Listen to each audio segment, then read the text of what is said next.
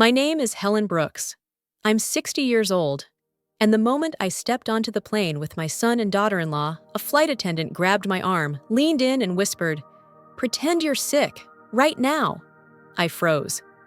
I had no idea why she said it, but what happened next changed everything. Before we get into the story, can you tell me where are you watching this from? At 60 years old, I thought I finally understood the rhythm of my own life. Mornings with quiet sunlight drifting across my kitchen tiles. Evenings with a cup of tea, rereading the history books I once taught. A small, predictable life, one I had earned after 4 decades in front of chalkboards and classrooms. Then Christopher and Edith moved back in. They said it was to help me recover after my hip surgery, but help was never really what they offered. For 8 long months, they lived in my house like polite tenants, never rude, never warm, slipping in and out of rooms like ghosts made of strained smiles and closed doors. A mumbled morning, a distant goodnight, and that was the extent of our family bonding. I told myself it was fine. People grow apart, life gets busy. But deep down, a whisper I tried to ignore kept saying, "Something isn't right." That whisper became a roar the afternoon they stepped into my study. I was grading old student essays. Yes, I still kept a stack, a silly, sentimental habit, when Edith suddenly appeared at the doorway. She wore that practiced smile of hers, the kind that never reached her eyes. Christopher hovered behind her shoulders, tense hands shoved deep in his pockets, like a guilty teenager rather than a grown man of 34. Helen Edith began sickly sweet. "We've been thinking a lot lately about family. Family." A word that should have warmed me. Instead, it slid across the room like a cold draft. Christopher cleared his throat. "Yeah, Mom. We want us to spend more quality time together."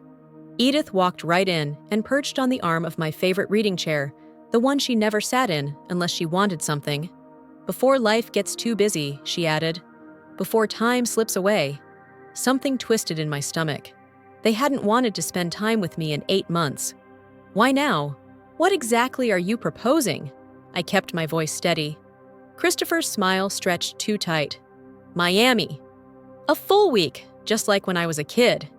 He nudged Edith lightly, like they'd rehearsed this. "We'll pay for everything." I set down my glasses slowly. "Miami? Really?" "Of course," Edith chirped, her eyes sparkling in that unnerving artificial way. "It'll be wonderful." But I was already remembering a much younger Christopher, 12 years old, sunburned, miserable, begging to go home by day 3 of that Miami trip. He hated the heat, hated the crowds, hated everything about it. Yet here he was, insisting it was one of his favorite memories. Lies. Sloppy, unnecessary lies. And suddenly, I wasn't looking at my son. I was looking at a stranger who was trying too hard. I gave them a careful, practiced smile, the kind I used on students who thought they were being clever. "I'll think about it," I said. But inside, every instinct sharpened. Something was off. Badly off. That evening, Edith insisted on cooking dinner another first. She moved around my kitchen with unsettling confidence, opening cabinets she never touched, pulling out dishes she didn't use. Christopher poured wine for all of us, though his hand trembled each time he set a glass down. They were acting, for what I still didn't know. As we sat down to eat, the conversation flowed too smoothly, too politely. They kept glancing at each other, like they were checking cues in a performance. I listened, observed, cataloged. 40 years of studying human nature never truly leaves you. Then Edith dropped it. Casual light, like she was asking about the weather. "Helen, sweetheart, your life insurance policy is so smartly arranged. $500,000. That's incredibly responsible of you." My fork froze halfway to my mouth. Life insurance. $500,000? And she said it with such familiarity, such confidence. I slowly lowered my fork. "And how would you know the amount?" Edith didn't flinch. "Oh, Christopher mentioned it once ages ago." She smiled, cutting her chicken into perfect identical cubes. Just casual conversation. Christopher wouldn't meet my eyes. Not even once. In that moment, the room didn't feel like my dining room. It felt like a stage, and I was the only one who hadn't been given the script. A cold wave crawled up my spine. Why are they suddenly talking about my life insurance? Why Miami? Why now? I studied their faces.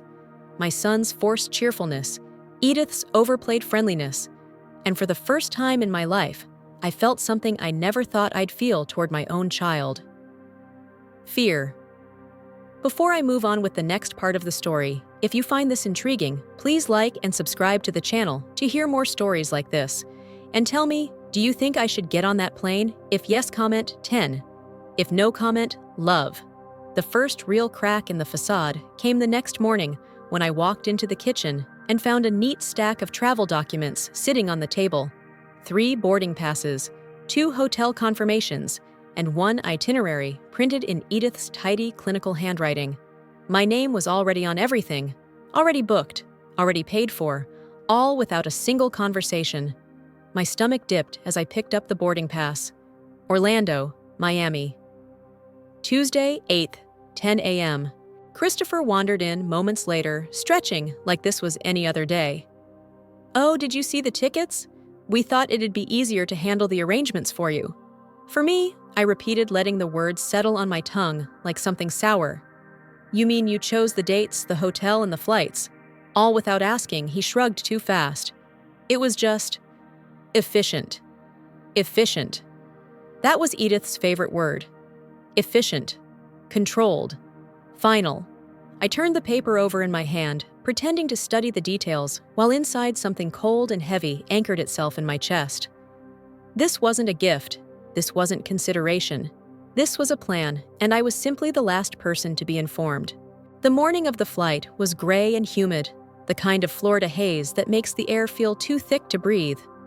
Christopher loaded my suitcase into the trunk, insisting I sit in the back seat so I could rest. I didn't argue, I just watched. Edith climbed into the passenger seat and immediately began typing on her phone, fast, deliberate, deleting each message as soon as it's sent. Her face was calm, but her thumb shook ever so slightly.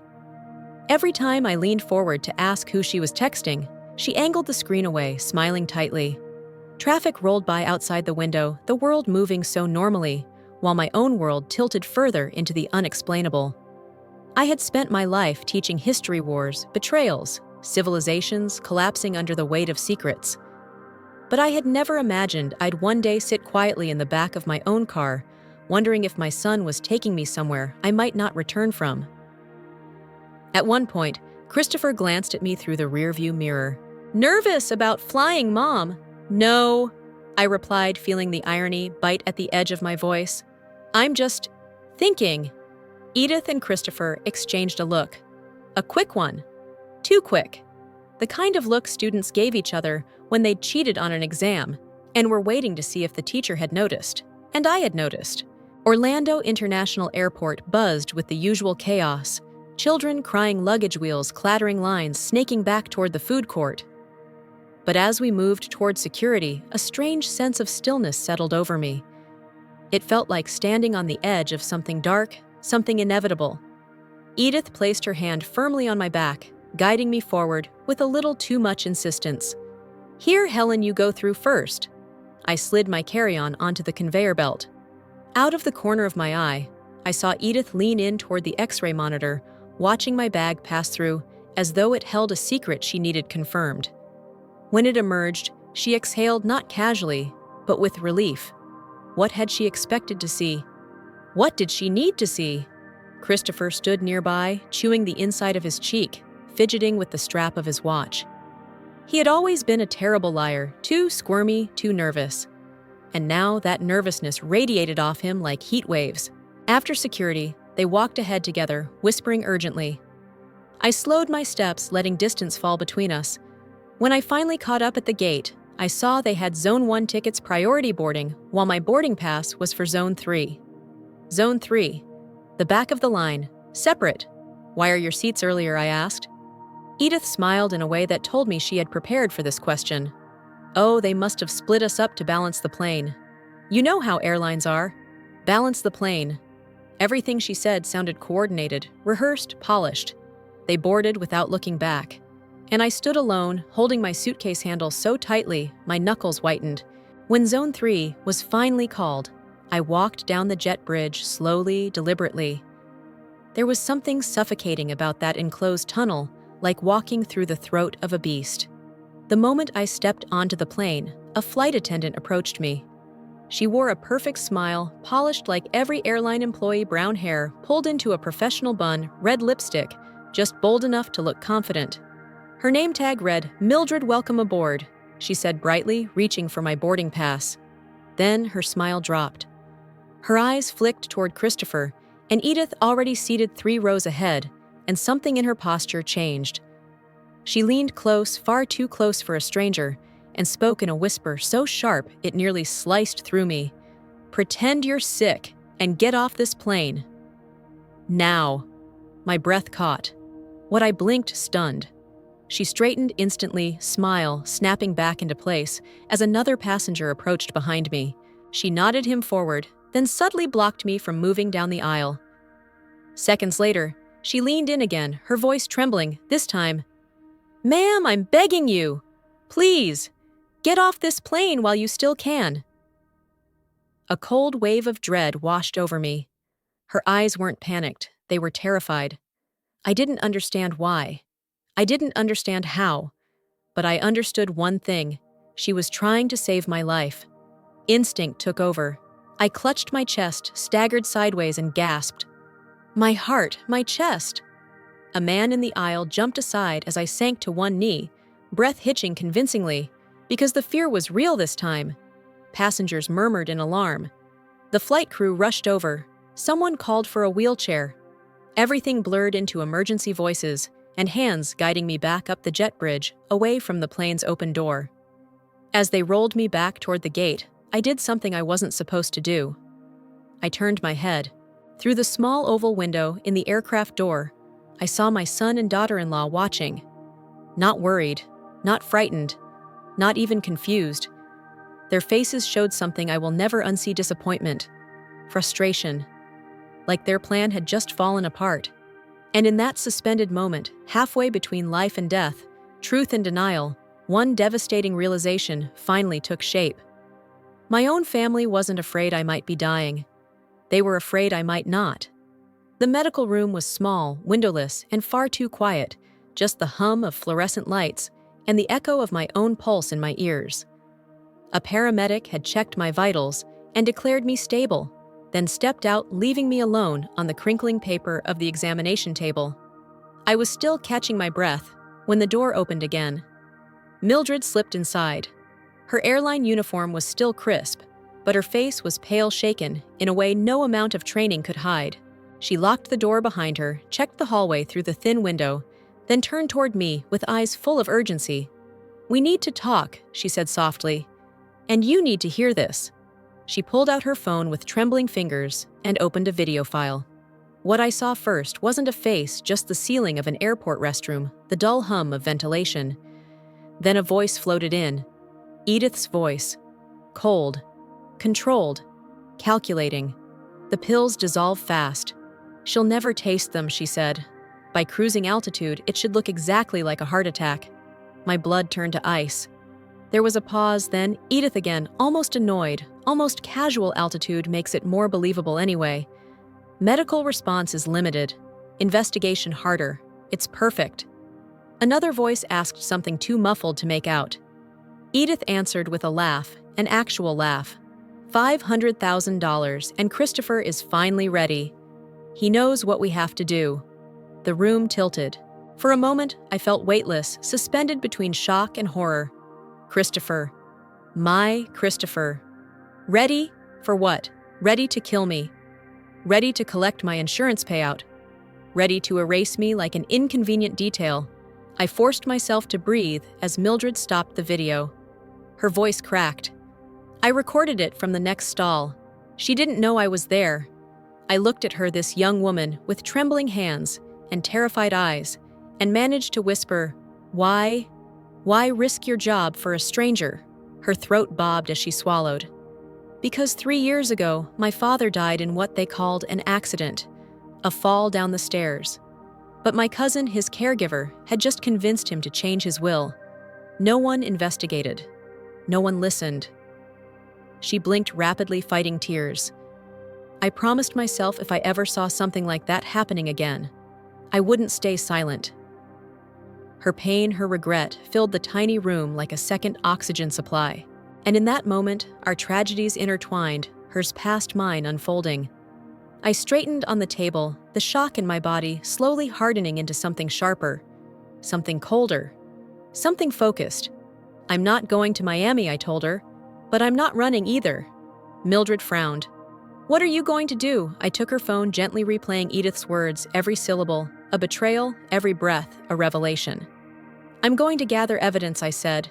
My entire life I taught students how to uncover truth, how to recognize patterns, how to build a case no one can deny. My voice grew steadier, stronger. And now, I said, handing the phone back to her, "I'm going to use every lesson I ever taught." Because Christopher and Edith weren't expecting a fight, but they were about to learn that even at 60 years old, I was still a teacher, and the final exam was coming for them. When I stepped back into my house after the airport incident, it no longer felt like the home I had lived in for 30 years. The air felt different, thicker, heavier, like the walls themselves were holding their breath, waiting for me to discover what had been happening inside them. I walked through each room, slowly touching picture frames, bookshelves, familiar corners. But nothing felt familiar anymore. This was no longer just my home. It was a crime scene, and the victim was supposed to be me. I went straight to my study, the one place I always trusted. The door clicked shut behind me, and for a moment, I just stood there, listening to the old house settle. Then, I crossed to the filing cabinet, the one Christopher had never bothered to open. I pulled open the drawers with a steady hand, though my heart hammered like a drum under my ribs. If Edith and Christopher truly intended to kill me, then somewhere somehow they had left behind evidence. People always leave evidence. I taught that for 40 years. Now I was living it. I began with the insurance folder, pulling out the original documents I'd signed 5 years earlier. They were exactly where I remembered them, neat, crisp, untouched. But wedged behind the policy summary was something new, a form dated 6 months ago declaring a change of beneficiary. The new beneficiary was Christopher Brooks. The signature at the bottom was supposed to be mine, but it wasn't. The H in Helen curled wrong. The B in Brooks was too stiff. And most telling of all, my middle initial was missing. I stared at the forgery, my pulse thundering in my ears. Edith worked in medical administration. She knew how to handle paperwork. She knew how to imitate signatures. She had access to everything from document templates to doctors willing to sign anything for the right price, and she had clearly used every bit of that knowledge. The second drawer held my legal documents, property deeds, wills, tax files. I flipped through them until something caught my eye, a thin manila folder labeled POA authorization. I hadn't created that folder, but the papers inside bore my name, giving Christopher full power of attorney over my finances, property, and medical decisions. My hands went cold. The signature looked like mine, closer than the one on the insurance form, but there were still mistakes. Too smooth, too practiced, too calculated. Edith must have spent hours studying my handwriting, copying every curve, every stroke, until she could forge it near perfectly. They weren't just planning a quick murder. They were building an entire legal structure around it. Power of attorney would give them the right to claim I was confused, unstable, incapable of remembering anything accurately. And once that was accepted, my death would seem natural, tragic, but expected. I swallowed hard and moved on. The third drawer held my medical records, the ones I'd kept from routine checkups and prescription changes. But mixed among them were papers I had never seen. They came from Silver Palms Medical Center, the hospital where Edith worked. The documents painted a disturbing picture: early cognitive decline, memory lapses observed, recommendations for supervised care, potential onset of dementia. I stared at the words as if they were written in another language. I had never seen these files. I had never met the doctors listed, and I had certainly never reported any of the symptoms they described. Edith had created an entire medical history for me, one that made me look confused, fragile, mentally compromised. Perfect groundwork for a guardianship petition. Perfect foundation for her to slowly take control of everything I owned, everything I was. perfect justification for why an elderly woman might accidentally die on vacation. I felt sick, but I wasn't done. I moved to my computer, my old laptop slow but reliable, and pulled up my bank records. I scanned through the past year's statements, line by line, date by date. And there it was. Small transfers at first, $300 here, $500 there. Then, larger ones, $1, $200, $2,500, $400. Over 6 months, $38,000 had disappeared from my accounts. Every transfer done online. Everyone carefully spaced out. Everyone just small enough to avoid automatic fraud flags. Christopher knew my logins. I had once trusted him with them during my surgery recovery, and he had used that trust like a knife. As I sat there, the house around me grew unbearably quiet, like the world was holding its breath while I unraveled the truth. But the worst discovery came last. Christopher had left his laptop in the guest room.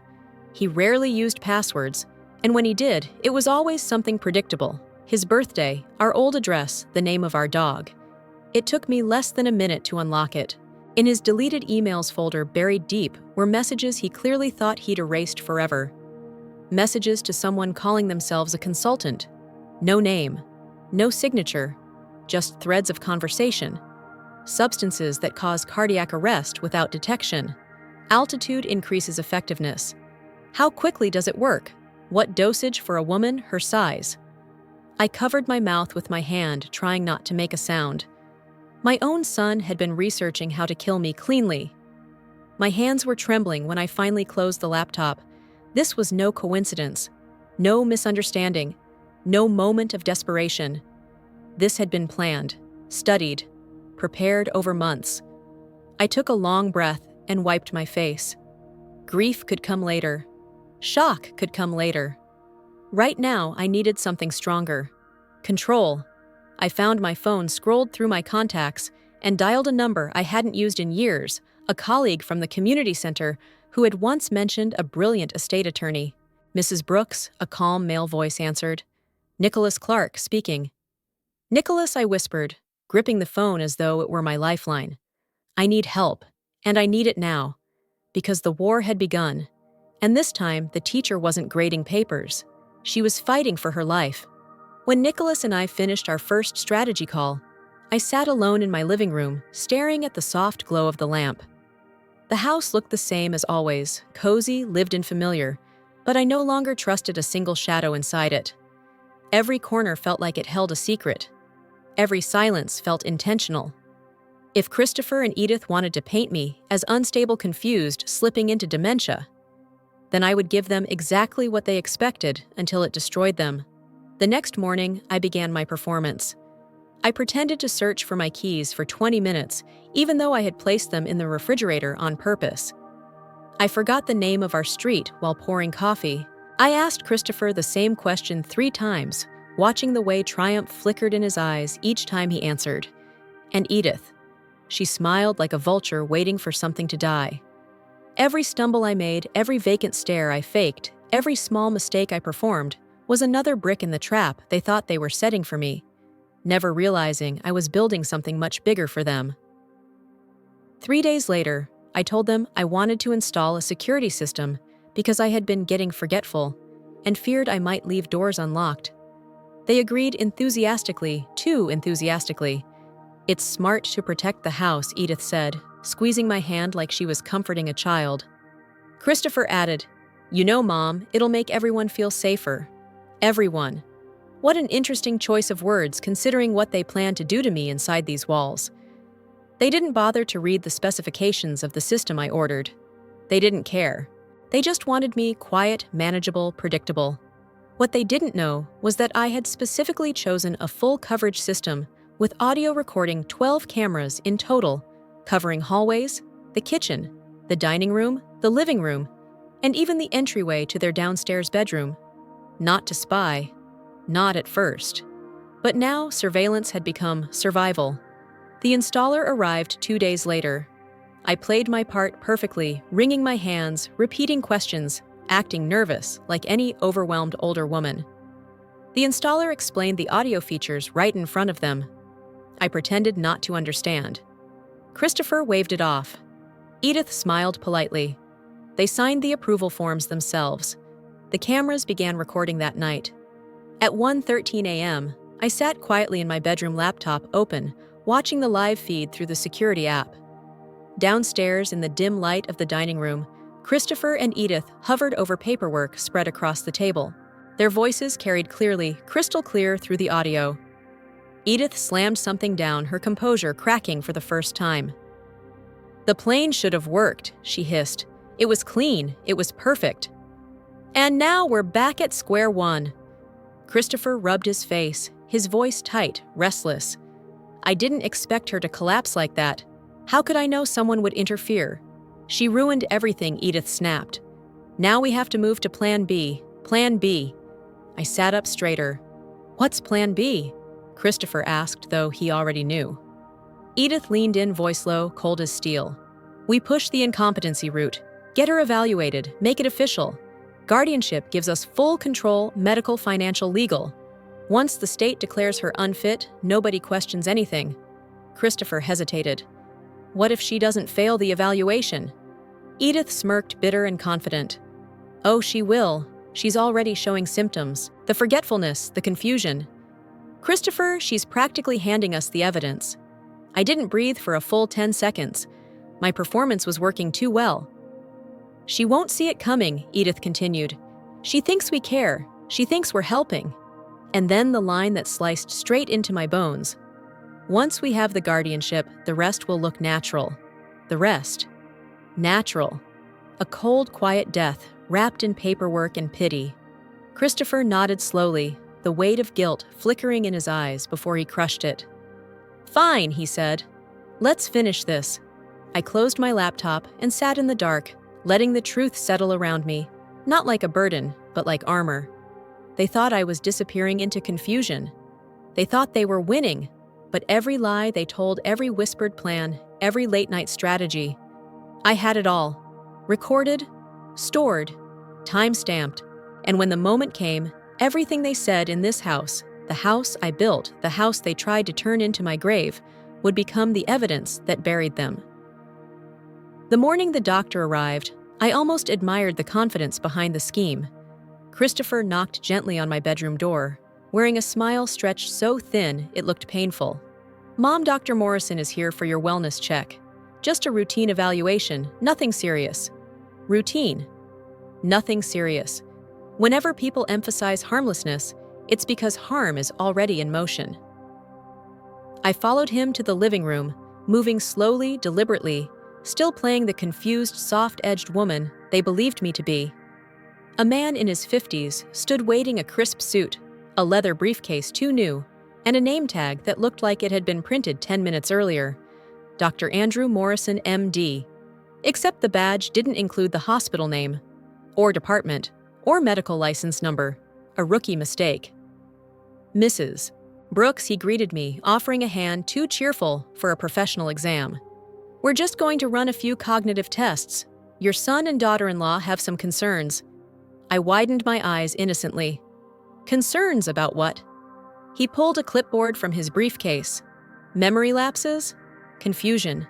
Difficulty managing daily tasks." I blinked at him, then at Christopher and Edith, both standing off to the side, like stern supervisors observing a student examination.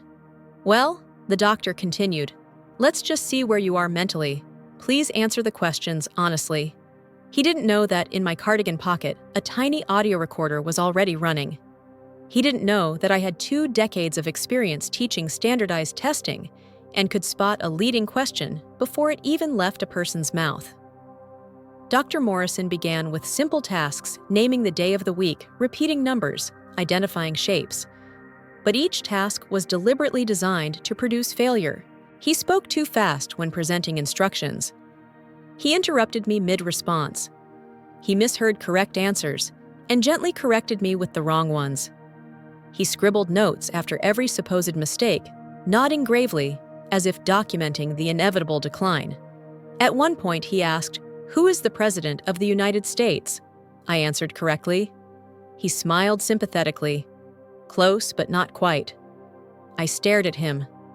"I'm correct." He lowered his voice. No, don't worry. This confusion is common. Every word was poison dripping from his pen into his fraudulent report. After 20 minutes, he closed the folder with a satisfied sigh. Yes, I think I have enough. He shook my hand again too quickly and glanced meaningfully at Christopher. A transaction completed without cash changing hands. I'll file the report today, he said. Expect results soon. As soon as he left, the false concern melted off Edith's face like wax. Christopher exhaled in relief. It's for the best, Mom, he said softly. Of all the lies he'd told so far, that one hurt the most. The next morning, I drove myself quietly, deliberately, to a real medical building, polished marble floors, and actual diplomas on the wall. Nicholas had arranged an appointment with Dr. Patricia Chen, a forensic psychiatrist who had spent 30 years distinguishing genuine cognitive decline from manufactured incompetence. She welcomed me with warm professionalism, calm, thorough eyes that saw everything and assumed nothing. For an hour, she tested me. Real tests, real questions, real evaluation. She observed not just answers, but reasoning. Not just recall, but strategy. When we were done, she set her pen down and looked at me directly. Mrs. Brooks, she said, your cognitive abilities are exceptionally strong. There is no sign of dementia confusion or impairment. Anyone claiming otherwise is either misinformed or has an agenda. A quiet chill moved through me. I nodded. There is an agenda. She handed me the signed assessment. I believe you. Those were the first words in weeks that made me feel like a human being again. 3 days later, the next phase of their scheme arrived envelope in hand, delivered by Christopher himself. He placed the documents on the kitchen table, clearing his throat with false solemnity. Mom, this is hard to talk about, but it's necessary. We've filed for temporary guardianship, just until your mental state stabilizes. My mental state? I said softly. Edith stepped forward. Helen, you've been forgetting things, wandering at night, getting dates wrong. You can't keep track of your finances. We're just trying to protect you. It was almost impressive, the confidence with which she recited the invented symptoms she herself had fabricated. I opened the envelope. Inside was a petition outlining their claims. Memory loss, impaired reasoning, paranoia toward family, financial confusion, inability to manage daily life. Each accusation supported by falsified medical reports, neighbor statements, fabricated incidents. They had built an airtight narrative, at least one that would look airtight to someone without evidence. But I had evidence, more than they could imagine. And Nicholas, he had turned that evidence into legal dynamite. When I called him that night, he didn't sound surprised. They filed, didn't they? He asked. Yes. Good, he replied, almost satisfied. That means they're overconfident, and overconfident people get sloppy. We're ready. I wasn't sure what ready meant, not fully. But when he outlined the next steps, freeze orders, witness subpoenas, forensic document reviews, video authentication, and a counter-petition backed by our stack of proof, I felt something shift inside me. For the first time since this nightmare began, the fear inside me moved aside, and something fiercer took its place. They thought they were burying me under lies, but all they had really done was give me the perfect opportunity to bury them with the truth. The courthouse was colder than I expected, sharp, echoing, unforgiving. The kind of place where truth either rises like fire or dies silently under fluorescent lights. As I walked in with Nicholas beside me, I felt every eye in the room shift toward us. Some curious, some sympathetic, some skeptical, but none of them knew the storm that was about to break. Christopher and Edith sat together at the defense table. He was pale. She was stiff expression, locked in that tight, polished smile she always used when she wanted control. But for the first time, I saw something new in her eyes. Fear. Judge Wellington called the hearing to order. The jury filed in 12 strangers who would decide whether my life had been nothing but paranoia or whether I had survived a carefully engineered attempt on my life. Nicholas rose first.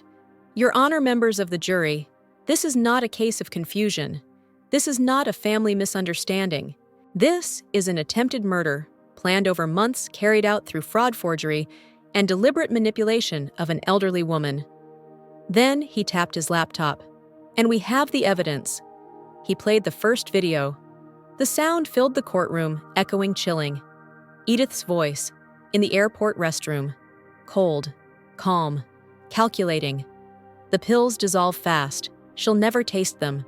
At cruising altitude, it'll look like a natural heart attack. $500,000. Christopher is finally ready. A collective gasp rippled through the room. Edith jerked forward in her seat.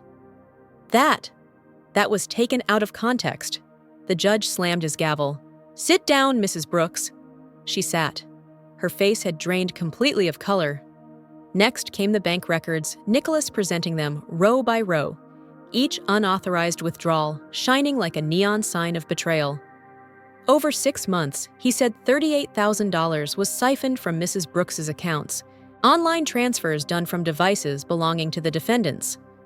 Christopher shifted uncomfortably, tugging at his collar. Sweat appeared at his temples. Nicholas moved on. Exhibit C, handwriting analysis. The change of beneficiary form and power of attorney documents were forged, not by a professional, but by someone with access to Mrs. Brooks's personal files and signature samples. He looked directly at Edith. She shrank under his gaze. Then came the emails. Deleted messages recovered from Mr. Brooks' laptop, Nicholas explained. Searching for substances that induce cardiac arrest without detection, especially during flight. The emails flashed on the screen. Phrases burned into the air, undetectable toxins. Altitude increases effectiveness. Dosage for older woman. Christopher whispered something to his lawyer voice, trembling body shaking. And then the moment that sealed everything. A witness. A man in his 70s walked to the stand, hat in hand. One of my neighbors. One I had always trusted. He looked ashamed.